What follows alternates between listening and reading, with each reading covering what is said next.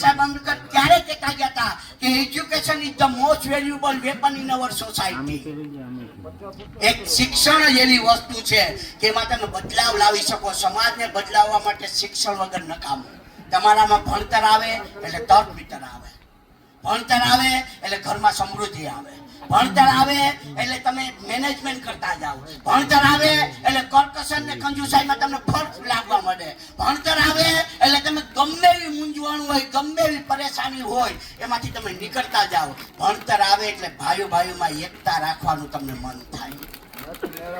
ભણતર આવે એટલે ભાઈઓ ભાઈઓમાં તમને યુનિટી રાખવાનું મન થાય. ભણતર આવે એટલે ભાઈનો દીકરો ભત્રીજો થતો હોય તો પોતાનો દીકરો સમજી અને એને બધી જગ્યાએ આગળ લાવવાનું અને એને દરેક બાબતમાં આગળ રહેવાનું આપણને મન થાય. તમે જોજે કરવા હોય લીમડા, શીતલ એની ચાય, બાંધવ હોય અબોલના તોય પોતાની બાઈ.